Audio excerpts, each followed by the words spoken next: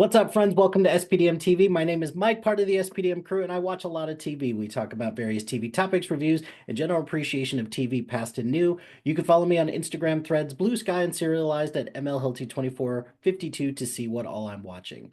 This week, we are talking about Percy Jackson and the Olympians. Season 2 is sort of around the corner. So I figured, and it's been about a year since season 1 at least started. So I figured it would be a good time to bring somebody on to talk about it. We used to work together for a little company called Lead America, where we would go around and put on leadership development, or in your case, theater, right? You were part Yeah, of the theater conference, which I always found that fascinating and always a good group to be around, as opposed to my leadership university group, which I feel we're kindred spirits in a lot of ways. But pleased to bring on Matthew Nicholson. How's it going? it's going well. I'm so glad to be here. Thanks for having me. I appreciate you sticking with this, and I'm looking forward to talking about Percy Jackson, but also looking to talk to you because you are an aspiring screenwriter, and I'd love to hear more about that. So, looking forward to chatting more about that. Let's start with Percy Jackson. That's So Percy Jackson and the Olympians. This was a Disney Plus original series. The premise of it is demigod Percy Jackson leads a quest across America to prevent a war among the Olympian gods. This is based on the very popular franchise or book franchise and stars a whole slew of people. We've got Walker Scobell, Leah Jeffries, Aaron, I hope I'm saying that right, Aaron Simhadri, and then we got some people like Jason Matsuzaki, Toby Stevens, lots of interesting people here. So before we get into the show, I'm curious, have you read the books or what's your experience been like with the books or the oh, movie? Or okay, so give me some of your thoughts about what interested you about the books and what do you like about the franchise? absolutely. I think some kids really glom to Harry Potter, and a whole other subsect of people glom on to Percy Jackson, and kind of been waiting for a faithful adaptation with a green light with the actual creator Rick Riordan. I think we all kind of disassociate the movies that happened. As much as I love Logan Lerman, and I would love to see him involved in this project somehow, I think we can all kind of put those aside and look at this fresh TV show with fresh eyes. Mhm. I think this is something that book fans have been waiting a long time for, a faithful adaptation that has the right budget and team behind it. And yeah, I mean, I've been obsessed with mythology since I was a kid.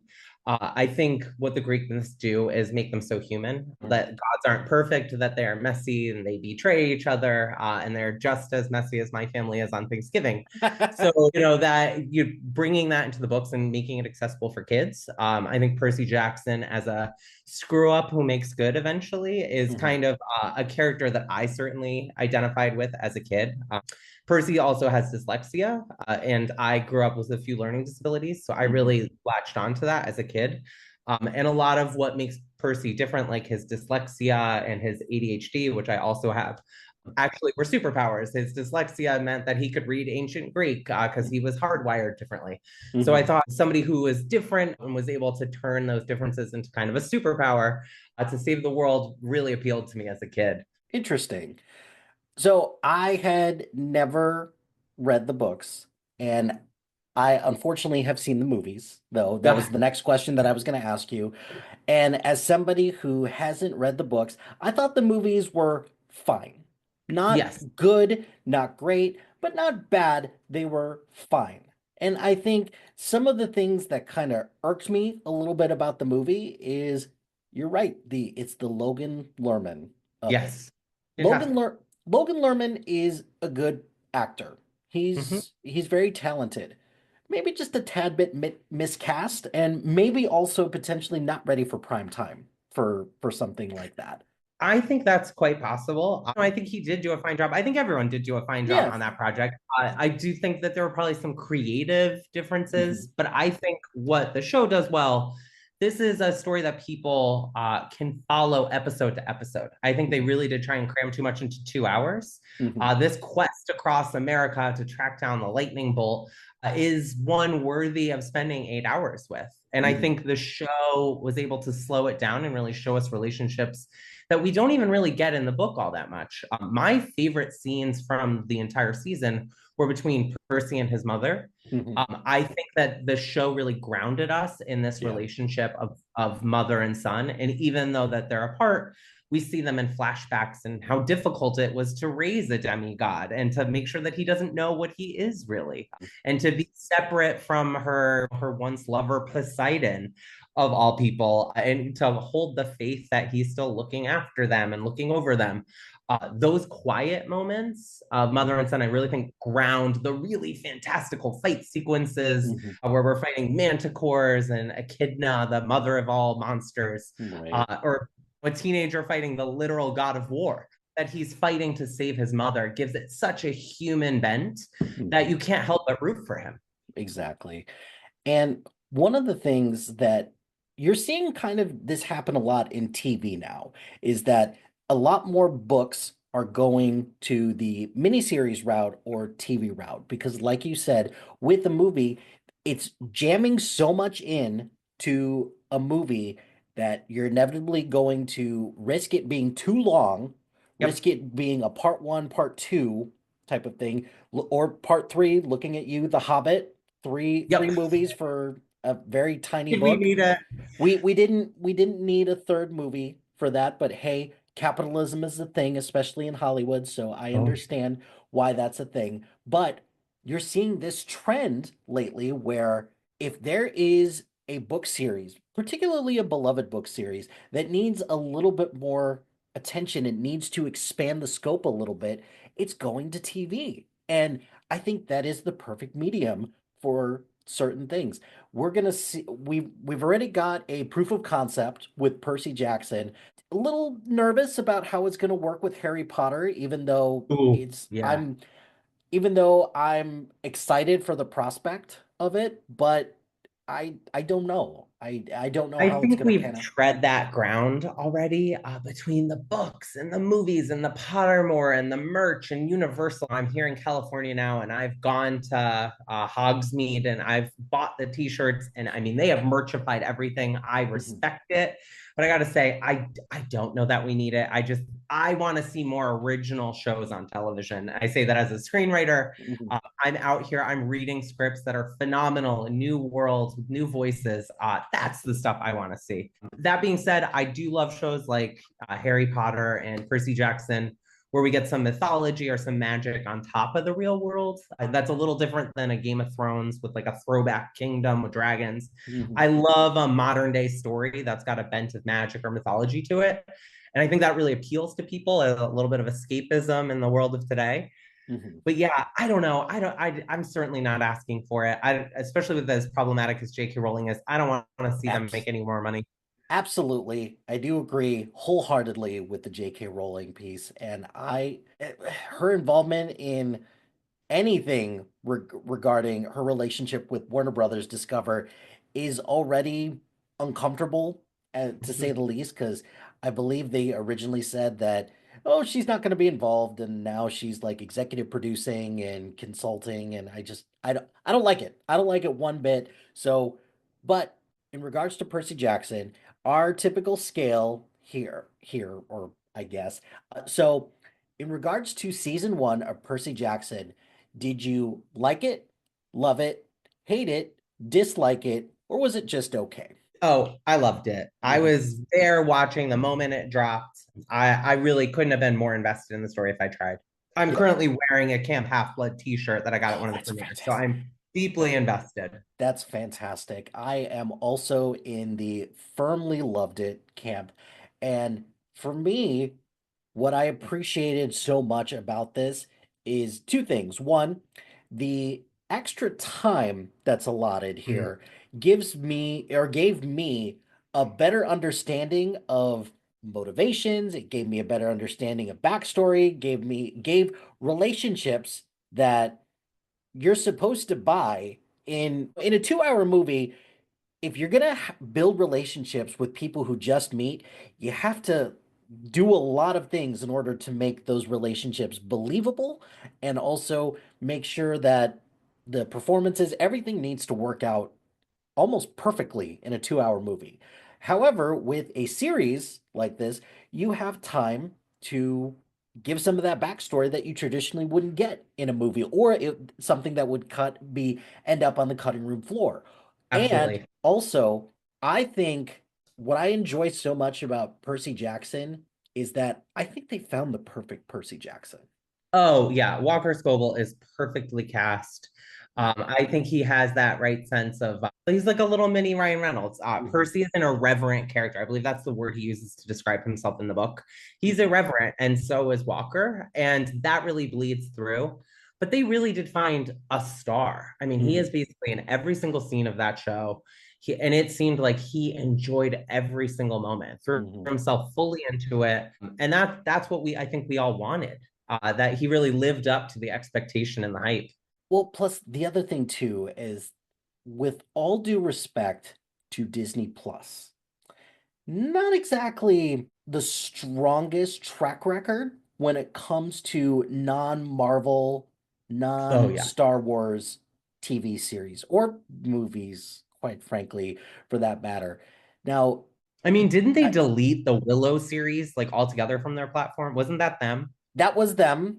I'm not Yeah. happy about that because although season one of Willow had issues, it's also a season one. And Yes. that is a Give people time. Like that give is the writers and the cast time to gel, guys. that is a trend in Hollywood right now that I cannot stand. Whereas you see some of the shows that we grew up with go 6, 7 seasons, and also they had full 24 episode Episode. seasons Absolutely. consistently every year as well.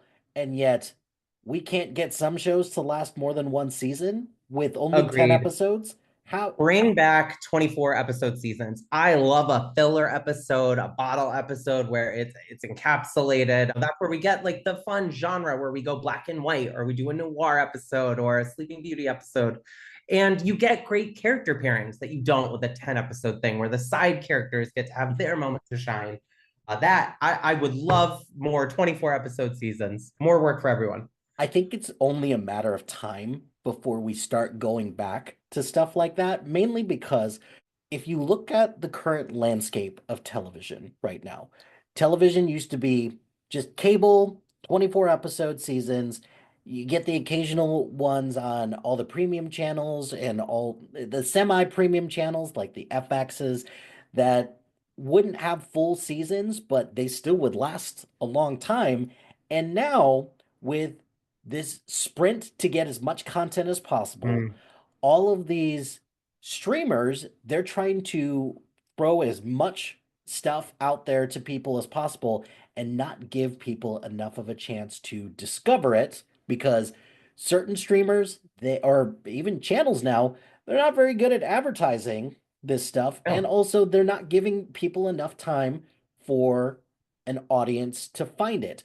And more importantly, some streamers, they release it all at once, and some streamers, they do week to week. I don't understand why we are still in an age where we just throw everything on like I hate to call out Netflix and Amazon, but they throw stuff on and then they just cross their fingers and hope that people are going to watch it and to find it. And yet then there's some things that they will release week to week. They're quote unquote more popular things, but we're reverting back to, hey, all these TV shows, they're starting to get commercials now and they're starting to go week to week again, just like it used to. So the next natural progression for this is more episodes per season, which I think more people are clamoring for things like that because 10 episodes or 8 episodes, 10 episodes, sometimes that's not enough time.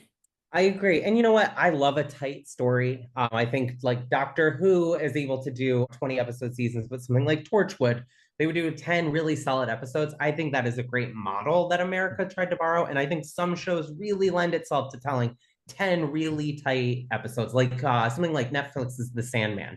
It's the perfect length for that season. Mhm. But I think there are different shows. And look at Netflix's top 10, things like Suits and Gilmore Girls. Those all had 20 episodes a Mhm. season. that's the stuff that people come back to binge again and again because there's enough episodes in there that you forget exactly what happens in every season, that you can kind of fall back into it with your friends and rediscover the magic. Whereas where I think 10 episodes, you really do remember the entirety of the season. And there's not a whole lot of wiggle room for you to just throw it on in the background, and because before it's going to be over, particularly those shows that are only half an hour, which Oh, yeah. those are starting to feel a little bit like a relic now, where most of these shows now, the episodes are 45 minutes to like an hour and 15 minutes. There's a lot to be desired when it comes to some of the stuff on television right now. So, regarding Percy Jackson, walk me through some of the things that you mentioned the relationship between Percy and his mom and then how grounded this was. Was there anything else in particular about the series that really captured your attention? And by the way, spoiler talk for Yes. all those people out there who are like, "Oh, I don't want to be spoiled for a series that has been out for a year and a TV or a movie that's been out for a while and a book series that's been out for even longer." So, Mhm. respectfully, for all those who are worried about spoilers, you've been warned. I will have to probably edit this somewhere else, but that's okay. But what else about this did you really enjoy?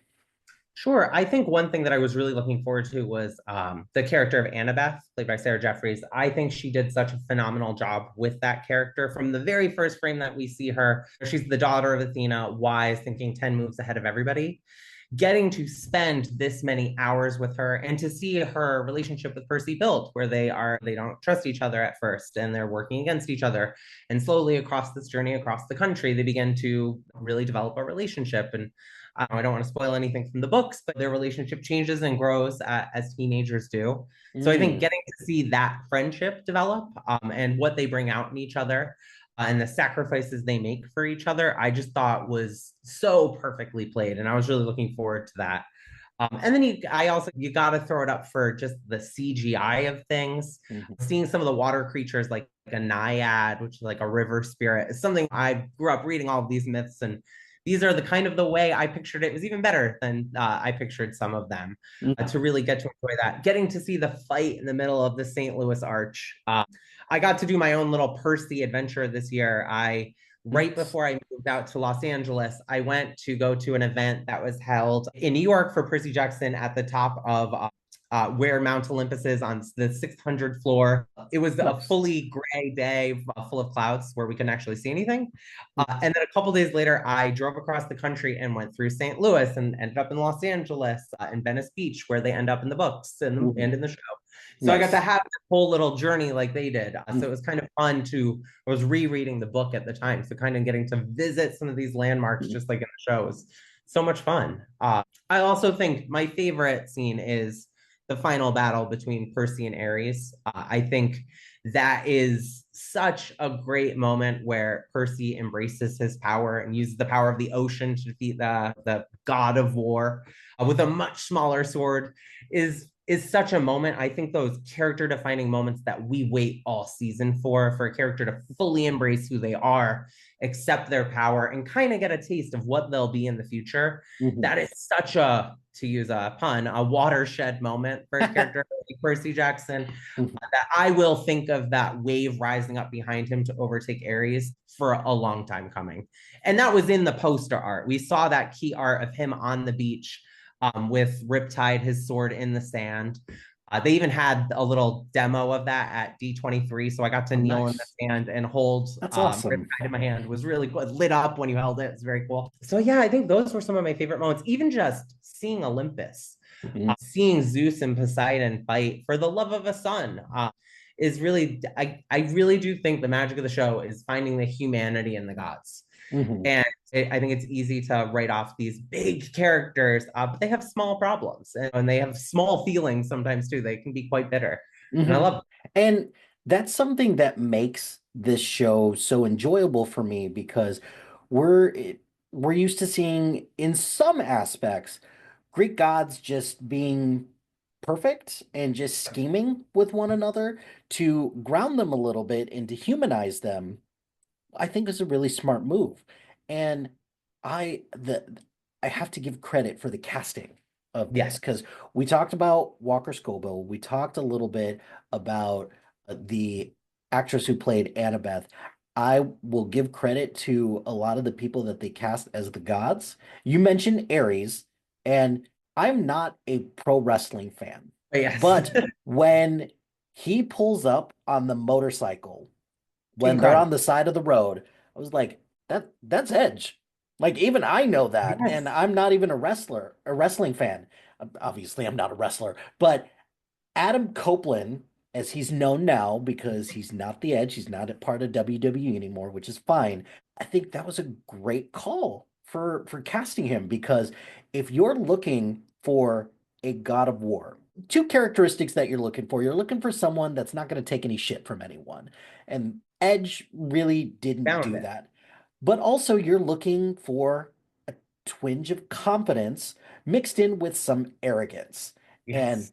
wrestling is the perfect space for something like that. So I think the casting for that was inspired. And we'll take a moment really quick because Zeus got Lance Reddick. Lance Reddick, which it really bums me out that because I did a rewatch of this and that scene with Percy and Zeus, or just all the scenes, were Mhm. magnetic. And Lance Reddick is just one of a kind, and it sucks that he's gone now, gone unfortunately far too soon for someone like him. But if they're gonna recast Zeus, or if Actually, there was a lot of talk about what might happen. Do you respect him and do you change the story? Do you involve Hera more and let Hera take over that role? But no, they just announced they have actually recast the role. So somebody will be stepping in. And I'm sure that Lance Reddick's family probably had a say in that. Just knowing the level of care that this production takes with things, it wouldn't surprise me. And I think there was even talk of involving them in that decision after that they had time to mourn. And this was actually, I believe it was his last project to air after his passing, if not one of the last few.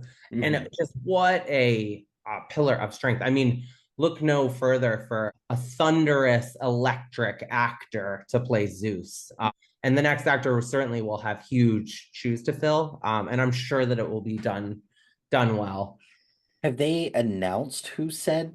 They did. It was literally just the other day I noticed. Let's see. I know that their Instagram. Yeah, so it's going to be Courtney B. Vance, who is a fantastic actor in his own right. I think that that's a killer choice, and I'm excited to see what he brings to the role. It reminds you of a Dumbledore recast in the Harry Hmm. Potter series. Each has their own enormous talents, and I'm sure Courtney will bring tons of different nuance to the role. And what I'm most excited from the gods is to see all of the female goddesses. We've got Andra Day coming in as Athena, and I can't wait to see any scenes with Annabeth. But I certainly can't wait to see who they cast as Hera, Aphrodite. I can't wait to see the female gods come in. I think we got a lot of the male gods last year, and I Yep. want to see a little bit more female power on Mount Olympus. So I'm definitely looking forward to that as well. So was there anything about this season that you, as a fan of the book, you weren't as big of a fan of? Obviously, respectfully, of course. We're not like here to rip anything to shreds or anything like that. But if there's anything that you're like, Hmm. I I wonder if that either could have been tightened up or if the performance could have been done differently.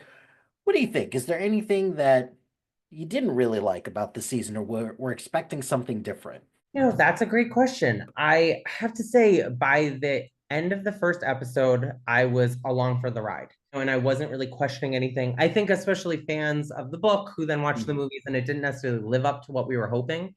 I think from that first episode, from the very first moment that we see Percy in the Metropolitan Museum of Art and his mother telling, hold on, hold fast, Perseus, which is kind of, I think, this motto for the season that she imparts on him. He even says it back to her when she's in limbo with Hades. So from that moment, I just knew that like they were taking care of this so well. And then these little flashes of young Percy with the unicorns. I honestly would have loved to see more of young Percy, and I Mhm. think we probably will have a chance the actor that they cast to play the youngest Percy Hmm. was so good. I mean, he looks just like Walker. That Hmm. props to the casting department on that. And he was such a talent in his own right that, yeah, I would just say more. I would have liked more episodes. There Hmm. are a couple things in the books that we didn't necessarily get to see, but I think some of the changes too that they make really like led the way in Hmm. a totally different way. I think the finale setup, spoiler, he's eventually betrayed by Luke. And I was just rewatching the finale before this kind of orient myself. And I think starting that finale so slow with this sparring lesson between Percy and Luke, where he's like, where would I even need to use these sword fighting skills, especially in a world where like guns and bazookas exist. Exactly. Like Buffy talks about that a little bit, but Mhm. they're using swords and it's mythology. I got it. Right. To have the end, that final battle between Percy and Luke, where he's actually using all the sword fighting material that he's learned with the man who betrayed him and kind of stole the lightning bolt, and will be a huge crux in season 2. One of the things I'm really looking forward to is future scenes between Luke and Percy, Hmm. and Annabeth and Luke. She was also betrayed and watched this whole thing go down. Hmm. So I would say that surprised me in a way that it didn't really impact me as much in the book.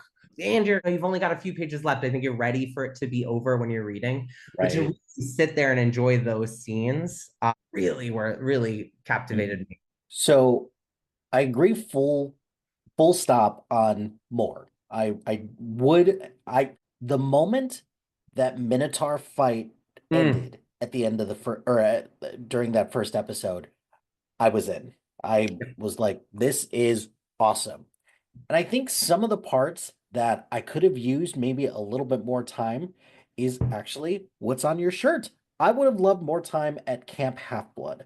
And the reason why is because I think that the it gives Annabeth and Percy maybe just a little bit more time to develop some of the at that time a little bit of the animosity and the distrust because shortly after they get to Camp Half-Blood they're We're on the off. quest. Yeah. They're on their quest.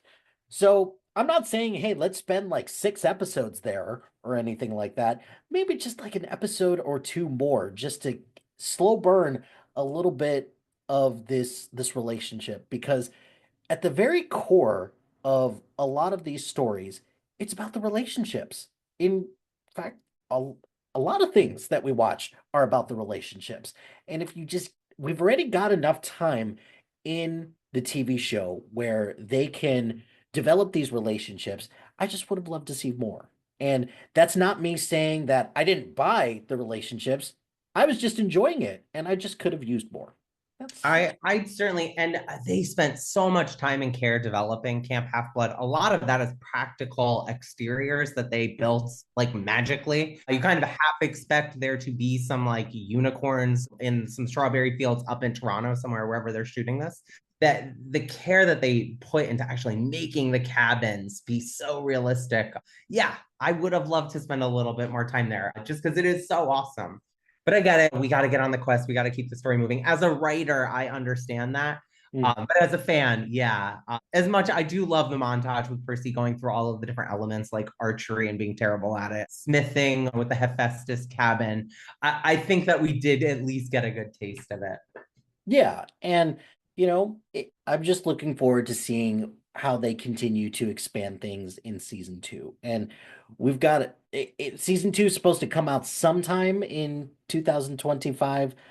I've heard February. I've also heard that I've heard later in the year as well. I don't really know when it's coming out, but I think enough time has passed where yeah, we could use a season 2 right about now. I certainly think it's coming. I know that they have been filming. I think they are almost wrapped if they're not wrapped already. So then you got to throw some graphics on all that stuff and edit it. So it's coming. It's in Mhm. the can. When Yeah. I was at D23 like 2 months ago, they had just started.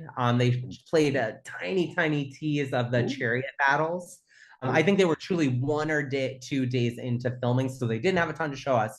They did show us a little clip of the chariot Mhm. of Walker in the chariot, and it's amazing how much he's grown up. So he was probably cast 3 years ago, Yeah. pre-production, production, then doing press for a year. He's so much bigger. I got to meet him in real life Oh, and take nice. a photo with him, and I still look like a giant. I'm a 6'4", so I Mhm. towered above the cast. But he's really getting up there. In 2 years, he might be taller than me. Yeah. And one fun thing that I do love about season two, and something that I read about the mythology, since they can kind of twist things and they have the creator on staff, since he's growing at such an exponential rate, there's a new rule that Riptide, his sword, is going to grow with him. So the sword will get bigger too to kind of proportionally look right. And I just think that's so clever as a Makes fan, as a writer. Of course, it's a magic sword that comes back to him if he loses it. Of mhm. course it grows. I'm a huge fan of objects of power. As a screenwriter, I write a lot of fantasy, so I love Riptide, and I kind Mhm. of hope like we get a little bit more Riptide centric episodes because they certainly have a bond, and I would love to dig into that bond in an episode. That would be something I'd be excited to write. Nice. Well, speaking of, so you are an aspiring screenwriter, and I guess why don't we start here? What first interested you in becoming a screenwriter? Why? I have always loved television. I think some of my best friends growing up were the Power Rangers, Dawson Leary from Dawson's Creek, the Charmed Ones, Buffy the Mhm. Vampire Slayer. I've always loved shows that have outcasts that, when they come together, their powers combined, can defeat evil and save the day, and can uplift each other, or our differences are our strengths. I think we Mhm. see Percy, we see that in Buffy. So that always, as a kid growing up gay in Connecticut, where I didn't know anybody that looked like me, television was the only place I saw representation and authenticity and a way to live. Mhm. Outside of Will and Grace, we've got better representation for kids today. But even that Right. was important to me, to see that there were people Mhm. out there and that they were loved and funny and had successful futures, was important to me. And so I went to school for theater. For a long time, I wanted to be a writer. Sorry, I wanted to be an actor, like a musical theater actor. And when I was 19 years old, my voice changed. I went from being a soprano one and going to college, to having like no voice anymore, a much deeper voice, though I still get mammed on the phone sometimes. So it happens more often than I like to admit. So I, in college, took a improv class, and I loved the work that was going on in that room, and so ephemeral and fleeting that I wanted to go, I would go back to my dorm and I would write down some of the great scenes that I was seeing or took part in. And Mhm. from that, I have a playwriting degree, and I started a theater company where we were doing improv and transcribing those and doing plays. And eventually I was just like, why am I not? When the pandemic happened, I had always thought about sitting down and writing television, and just never had the time. But when we were all locked up in the world, I got my butt into some classes at UCLA and really studied the structure of television. Because there is like a bit of a formula if you're writing a Mhm. 1 hour fantasy TV show. So during the pandemic, I wrote my first 1 hour fantasy called New Olympus, Mhm. which is about the modern day descendant of Pandora. So a nod to Greek mythology. The modern day descendant of Pandora who vows to put all of the original evils back inside her ancestors' curse box once and for all. And I got to build a fictional world called New Olympus, Connecticut, set it in my home state since I knew the players in that world really well. And it's one of the things I love about Percy Jackson. I loved revisiting mythology through a modern lens. Pandora is a story that's always bothered me. The world's first screw up, she couldn't contain her curiosity, opened the box, and let out thousands of evils into the world, or countless evils, really. And I was always like, just she gets a tough rub, and I just wanted to give her a redemption arc. What if she used that box and committed herself in a lineage of women to putting those evils back into the box, fighting them and defending their friends and their family. So that was kind of the origin of the story, and it took me about a year to Mhm. develop that world. I wrote 27 drafts, but it's gone on to win a lot of contests. As a Nice. writer, I've won 55 screenwriting contests and placed in 150 others. For my shorts and my pilots. But I gotta say, New Olympus was the first thing I got to do. And like when I was talking about Percy Jackson and Riptide, that connection of him and his sword, my main character, Liz, she has Pandora's box, which doesn't talk, but has a personality. And Mhm. it shakes and lets its feeling known. And it's kind of this ethereal, kind of intelligent box that has a whole lot of secrets and they have a contentious relationship. She doesn't want to be a hero. The box knows she can be. So there's these great scenes that really lit me up inside. And once I finished that, I couldn't turn back. I've Mhm. continued to write scripts, but I credit New Olympus and Pandora's Box with, I quite literally opened Pandora's box and Mhm. more spills out of me every day. You're so right when it comes to those objects that can't speak and the relationships that can be developed with individuals. Yes. I think Aladdin and the Magic Carpet. Yes.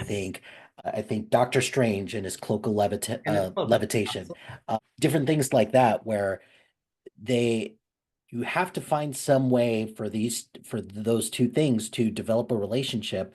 And if they can't talk, then they have to resort to being a physical presence and also emoting in a way without having to say anything or offer any type of facial expression. You have to get creative with that. Yes. And that's something That that I'm sure for you can be tricky to figure stuff like that out. Absolutely. I really had to work it through. And I had friends that had a lot of suggestions. And Mhm, one of my friends suggested, what if the box chattered, like the lid closing down, like it was nervous, mhm, or kind of vibrated on the table? Like, I've got an answer, like, look over here. So giving, anthropomorphizing the box mhm. was the greatest suggestion I got. I don't think it was me. It might have been our mutual friend, Morgan. I'm pretty sure. I give her credit for most of my great ideas. And I have a moment where when Liz finally does accept her destiny, a bit like Percy in the finale, the minds in the pilot, and she connects with the box for the first time in her whole life. She actually goes inside the box. Mhm. And she gets to speak to Pandora herself. So I actually found a way to get to let the box speak. I don't think that's something we'll ever do outside of that. Sorry, future New Olympus fans, you heard it here first. I think that's a one and off done thing. But I was just like, yeah, I really wanted to see the character Pandora, Mhm. and who else to understand a screw up than the original herself. And Mhm. I had so much fun with that bond with the box. And I think that's the show. Mhm. Liz and the box are the show. It's why people would come back, hopefully, episode after episode for 22 a season. I'm ready. 20. I've got the first 3 seasons mapped out. I know which villain she'll face and what evil she'll Mhm. face in every episode. So let's say hypothetically, one day this gets picked up. And for you, if you had control over who you would cast for Liz, who would you Oh, cast? I'm so terrible at casting. I'm Mhm, truly, it is not my gift, mhm, but I'd love to see somebody like what Nina Dobrov was for the Vampire Diaries. I think mhm, Liz, in looks and demeanor a bit in the beginning, mhm. is a bit like a Nina Dobrov. But yeah, I'm so bad. I do think it would probably be somebody up and coming. She's early 20s. So I'm really not quite sure. But that's and they're all the characters are little bits of me. So it would be exciting to see who would fill that role. See, and I love that you maybe not gave a name, but at least kind of point of reference. And then more Yes. importantly, you would want this to be something that not like big time TV star, but someone up and coming who give them a chance to anchor something that could be truly life-changing for them.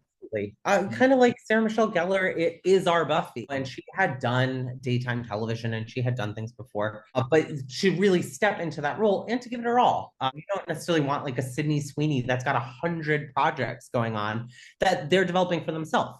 You want somebody that's going to be so committed to this role and is so excited to step into the world.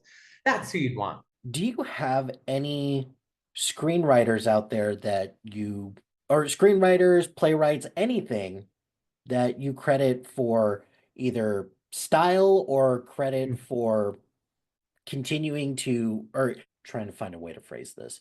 Do you do you have any screenwriters that have influenced your writing? So screenwriter, Oh, author, absolutely. or playwright, anything like that.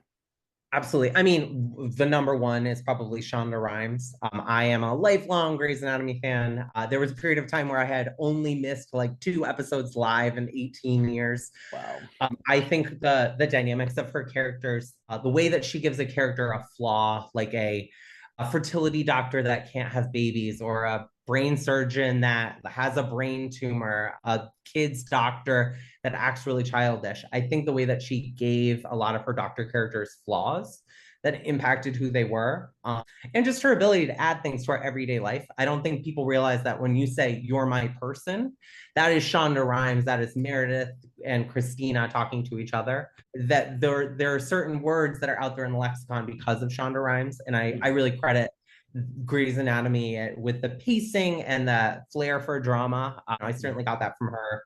My fast talking and my vocabulary is all a credit to Amy Sherman Palladino of Gilmore Girls. And all the pop culture references in that show were so fun as a fan, and inspired me to go read and watch things that I actually hadn't heard of, but were first referenced on that. And giving your audience a lot of credit. I think, like, assuming that they're smart, assuming they'll get the joke or go look it up. And then I think more modern, recent times would be Sarah Gamble, who ran The Magicians and You. I think the way that she not only runs shows and writers' rooms, but is really generous with writers. I've had the opportunity to meet her in real life and communicate a lot on Twitter and get to ask screenwriting questions. What do you do when you're stumped? How do you develop a pitch or a 5-minute presentation? And she generously takes the time to answer us fledgling writers, which is like so wild that I can scream into the internet and somehow reach her magic ears or thumbs to write me back. It is so generous and kind. But yeah, I'd say that beyond Percy Jackson, I do love these magic shows. My last big obsession was The Magicians. I even have a ta-da tattoo, which is inspired by that show. So yeah, for sure. Amy Sherman Palladino, Shonda Rhimes, and Sarah Gamble for sure. You mentioned fantasy. You like writing within the fantasy realm. What other things do you like to write about? It could either be a particular genre or particular type of Yeah, story for you. Do you have anything in particular that really inspires you to want to write about it? absolutely. I think I love 1 hour television. I'm a drama person. And that's not to say that my shows and my scripts have jokes, but I'm not necessarily a joke half-hour writer where you got 3 jokes per page and running gags. I do dramedy. So there's got to be a balance. I write really dramatic stuff. So you've got to have some levity in there to bring the audience on a nice roller coaster. My other television pilot is called Care Source, and it's about my family's experiences with Huntington's disease. My Mhm. mom passed away 8 years ago from a neurodegenerative disease, and she went from contracting with NASA and working at a huge aerospace company that she ran herself to relying on a nursing team, 209 nurses, and the rest of her life helped take care of us and helped raise me. These women lived and ate with us. They cared for us. They did my laundry sometimes. And I had this unique view into the world of home healthcare nursing and Huntington's disease. Mhm. So when it came time to work on something after I finished up New Olympus, and applying to a lot of these screenwriting fellowships, they always ask 2 things. Why are you the person to tell the story? And what is your unique connection to this material?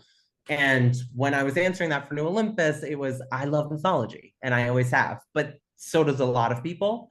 So for Care Source, I am deeply in that world. Why am I the one to tell the story? Because I lived it. And why am I connected to that community? Because I also have I might also develop Huntington's disease since it's a genetic condition and I have a 50-50 chance. So it's something that's always been in the back of my mind. And I've always wanted to commit my mom's story to paper. And that was a different challenge. Was the first time I've ever written myself. There is a character of me. It's not Matt, it's Maddox. My brother is a character. His name is Mike in real life, and in the script it's Mike. They're not that difficult to figure out, but Right. it was nice to other the names so that they are a little bit different. And it was, again, there's a lot of comedy to what is a really difficult episode of a single mother getting diagnosed with a fatal illness and coming to terms with what does that mean for her and her 2 children that are still teenagers that will eventually have to step up and help parent her.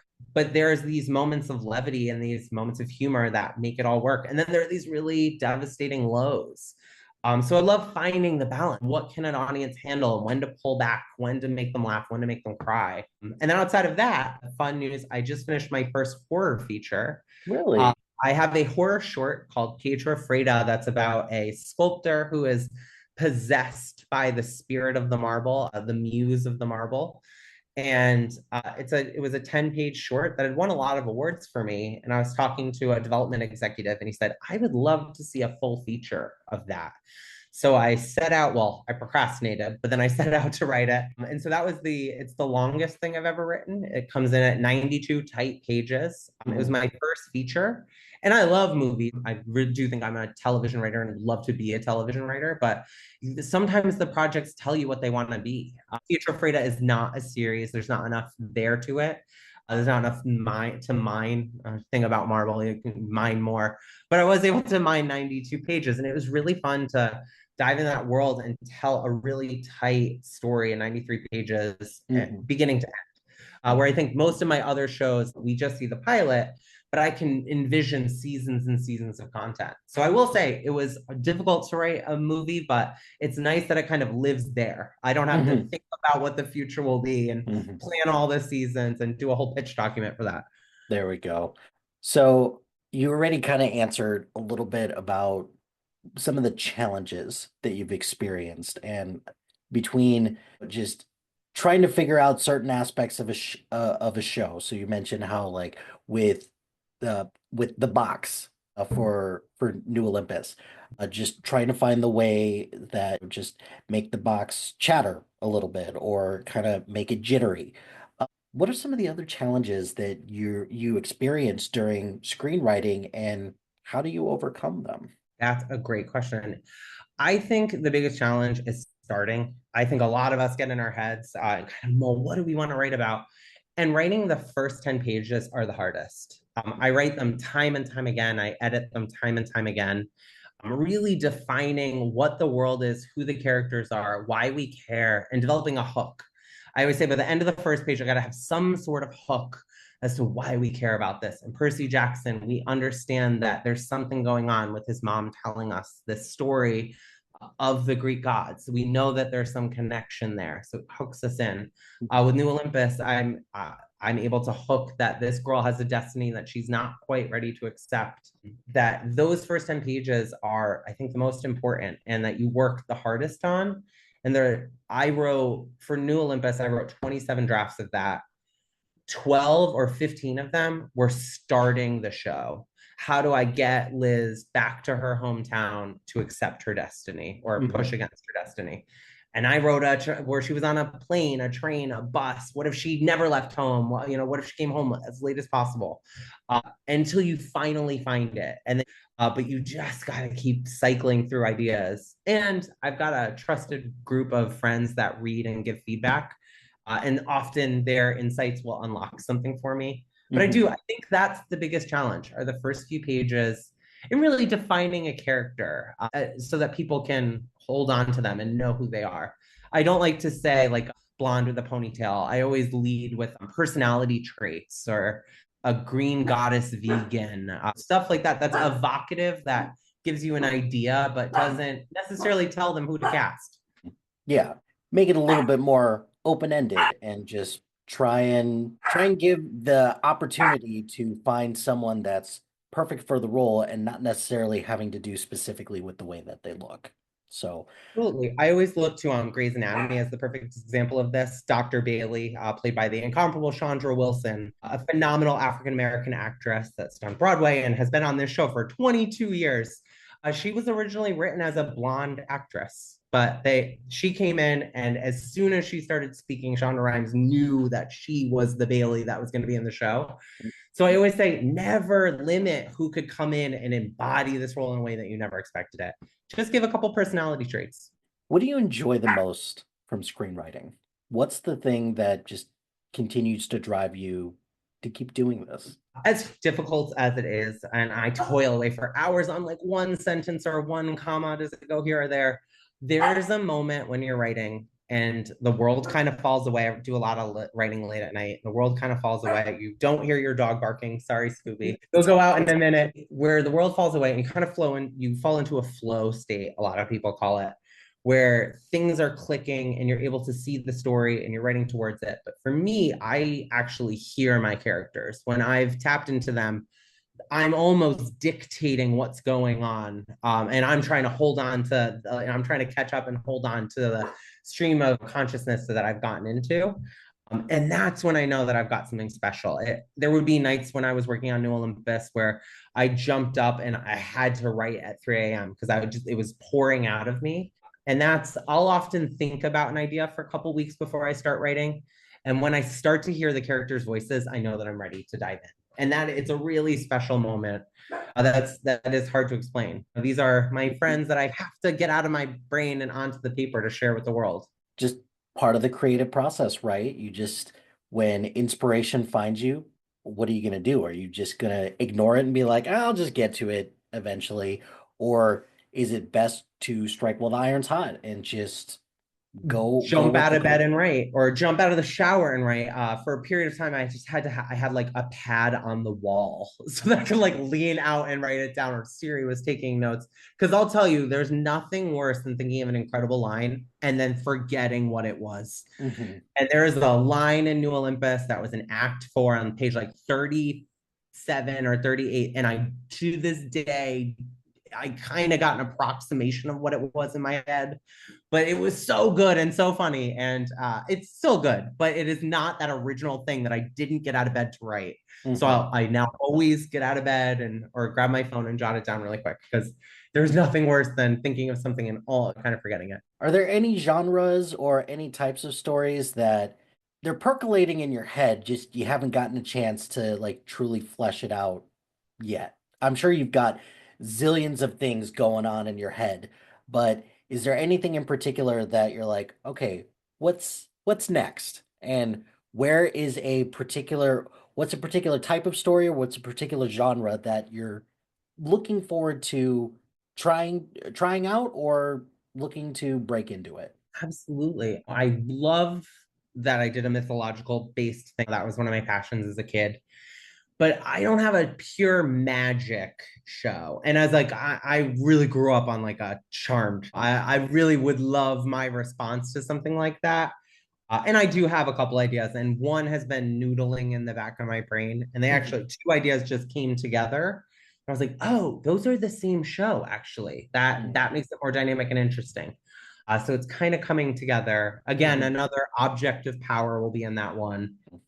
And then even recently, I miss New Olympus. So that's the thing, when these things don't get made and they're just in your brain and on your shelf, you mull them over and keep thinking about them. Actually, thought of a half hour version of another show about a magical box with a younger generation. It'd be more of a kid's show. But I was like, oh, that's a cool take, and only 30 pages instead of 60. That might be easier to write. I'm sure I'll end up eating those words later. But I was able to just I wrote it down in my idea journal. I have like 50 idea journals. And it just did kind of come pouring out of me. I was like, oh, if it's 30 pages, this would be the first 10, this would be the middle 10, this would be the last 10. Couple things. Here's a tag at the end that makes viewers want to come back. So once you've written a bunch of these stories, that you're able to plug and play the pieces in exciting ways. But yeah, I'd love to do a fantasy. I'd love to do a sci-fi. As huge fans of those genre spaces. There's just Mhm. so much. I love working in a genre outside of something that's just pure comedy or pure drama. When you get a genre like fantasy or sci-fi, there's just so many fun tropes that you can turn on their heads and fun devices to play with. It just I think it lights my brain up, and that's always what I'm looking to do. Well, you mentioned it before that you're predominantly a TV person, so I would be remiss not to ask you, what are you watching lately on television? And also, another question, what are some things that you've watched this year that you were like, yep, that's definitely up there in terms of favorites for this year? Oh yeah. I mean, of my favorites this year, Agatha All Along, I thought had a pitch perfect season. And I gotta say, I saw a premiere of the first two episodes together, and I really thought, where is this going? I thought it was a really interesting way to get out of WandaVision with that Agatha of Westview episode, Oh yeah, that pivoting us was into the quest down the witch's road. And one, that song will for indelibly be in my brain at all times. I wake up at like 3 a.m. and singing the witch's road. I sing it in the shower and in the car. What a bop. But I think episode 7, the Lilia episode with the tarot cards, and I love tarot cards. I read tarot cards for myself. I'm a little bit witchy. So I was drawn to that character of the tarot reader. That episode 7 with non-linear storytelling, where the entire season clicks into place, was phenomenal from beginning to end. I mean, Patty LuPone knew that was coming. That is how you get somebody like Patty LuPone. I think that's one of the finest episodes of television we've seen in a long time. Really rivaling some of the better reveals like a Doctor Who has pulled off, like the River Song reveal, really snapping a whole series into place with one episode. That's very Whovian. The way that Jack Schaefer pulled that off. I think Jack Schaefer, that showrunner, describes her shows as puzzle boxes that audiences want to unlock, and it will, but you got to see where the pieces go. And I love that. I think that's a really cool way. J.J. Abrams used to call his shows mystery boxes. That you were always there to try and figure out what was going on inside and how to get in. So Agatha all along, a totally different bout. I'm loving High Potential on ABC. I love a procedural. Like I said, I love Grey's Anatomy. I think the work that they're doing with one, I love smart people shows. There was an older show that used to be on called Scorpion, with a team of geniuses that were fighting crime, and that not only jumped the shark, that there's like that like hot air ballooned into the stratosphere, was like a weird shark jump the shark episode, but it was a good concept, and I loved those characters.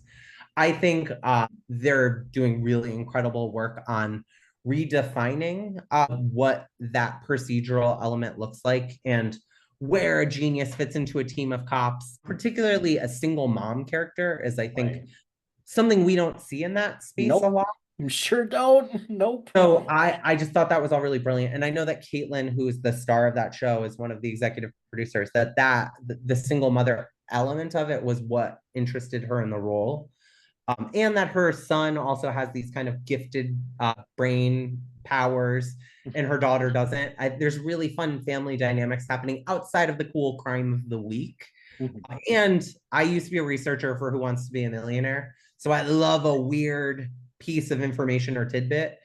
The funny factoids that find their way into that show are so good that it just is like a smart viewer that you're like, ooh, I'm going to use that at my next cocktail party. That's a cool fact. Nice. I'd say those two things have been, and I'm sure there's more. I just started watching Black Doves with not Natalie Portman, Keira Knightley. Yeah. And that really compelling pilot initially grabbed me. Oh, and The Diplomat. What a good show. I got to go to an event here in LA and see the whole cast, including Allison Janney, who's in season 2 as the vice president. Love to see Allison Janney back in the political stratosphere, adjacent to the president. That dialogue and that drama. I love messy characters, and Kerry Russell is no stranger in this house. I was a diehard Felicity fan. I may or may not have gone to college in New York City thanks to Felicity. I had a Dean and DeLuca obsession. So, and now I pulled a reverse Felicity and moved to California from New York. So she's always a forefront of brain. And yeah, that show is just really phenomenal. What a last 2 minutes in a finale. Black Doves is on my list because I believe she was Keira Knightley was nominated for a Golden Globe for that. It's definitely scored some nominations in a late entry. I mean, I just saw it on my queue the other day, and it is that good. I mean, really, I think, speaking of shows that when they're short, you got to pay attention. I was doing my Christmas cards and trying to watch it in the background, and I had to turn it off. Because I was like, no, I owe her and this show my full attention. Exactly. I struggle with that quite often because as I'm editing a podcast or doing something for work, looking for something to watch in the background, I've gravitated to certain shows that I know I could just put on in the background, like you said, those comfort shows, those longer season shows that you're like, I've seen these a zillion times, but if I put it on in the background, I don't have to pay attention to it. I know what's going on, and I'll still be entertained. So I got it. I'm rewatching Supergirl right now. And it is great. There are a couple scenes that you do got to stop what you're doing and come watch. Oh But yeah, otherwise, yeah, absolutely. I know she's gonna save the day. We're gonna get a lecture and a little monologue about hope, which I do usually stop and listen to. And I can go about my day and do my Christmas cards and walk the dog and stuff. Yeah, it's been quite a year for television, and I'm looking forward to seeing what comes out next year. And Matthew, thank you very much for coming on and talking to me about Percy Jackson, about television, but your screenwriting as well. So, Of course. do you have anything that you'd like to plug? And if anybody would like to continue chatting with you about Percy Jackson or screenwriting or just television in general, where can the people find you? Absolutely. You can find me on all major platforms, Blue Sky, X, formerly Twitter. Yeah, I know. I'm still there though. I'm Screenwriting, Twitter, still I'm holding I'm on. still I'm still on X as well, but I have been focusing a lot more attention on Blue Sky. But yeah, I get it. As we should, and I've seen massive growth there in the last couple of days, so it's really lovely to see that. But yeah, my account is Writerly203, Writer LY203. And you can also find out more information about my projects at matt-nicholson.com. Or no, sorry, matt-writer.com. Matt Nicholson was taken. So It was I taken. know, I know. I even tried my middle name. So yeah, matt-writer.com, or just search Care Source or New Olympus in my name and it'll come up. But yeah, you please reach out if you're interested in those projects. I'm always happy to talk about them. And I'll be continuing to submit them to festivals and different fellowships to hopefully snag the right eyes, whether that's representation or a producer that's interested. Cool. Well, best of luck to you. I'd love to have you back on to keep up the conversation when it comes to television. Anything that you'd ever want to talk about, I'm game. So I I would love it. Please. love to have you back on. And that's going to do it for this episode of SPDM TV. Be sure to like, rate, and subscribe to anything and everything SPDM Crew wherever you get your podcast. Join us on social media on Facebook, Instagram, X, YouTube, Blue Sky, and Threads. Can't forget about Threads at SPDM Crew. Check out our website at spdmcrew.com. Shout out to High Flyer Creative Studios for making our awesome logo. Greatly appreciate their support. And if you have any marketing, logo, or brand standard needs, contact them at highflyercreative.com. If you've got a podcast idea or you're interested in being part of the SPDM Crew as a guest or collaborating, email us at spdmcrew@gmail.com. Until next time, happy watching, friends.